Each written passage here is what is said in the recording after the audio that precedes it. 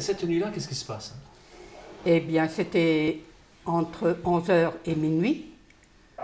Nous avions entendu un avion et qui paraissait descendre de plus en plus.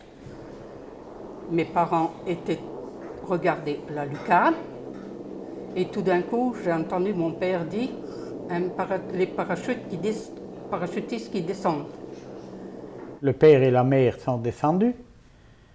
Ils n'ont pas su quand est-ce que les autres sont partis. Les oiseaux sont sortis du nid, comme on dit. Et puis, on est parti vers les parachutistes.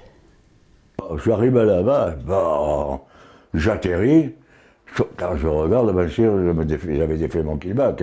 2 ou 3 minutes avant, craque pipo. Tu vois, je regarde, j'écoute, je m'allonge par terre, je roule mon parachute, tout ça en me fiant. Les copains, plus ou moins près au loin. Je me rappelle, il y avait un dans un arbre. Il n'était pas très fier non plus. Il avait la mitraillette entre les bras. Puis il nous demandait si on était français ou pas.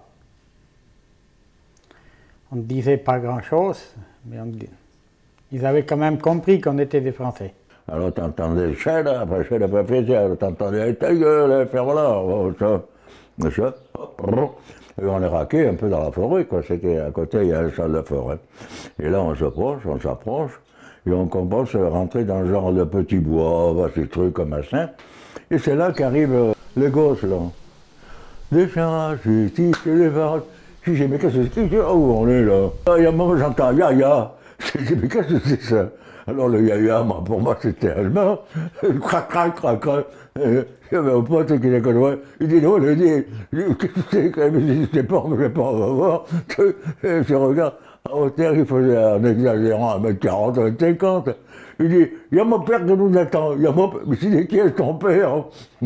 On ne sait plus, on a l'été, quoi. On était de surprise en surprise.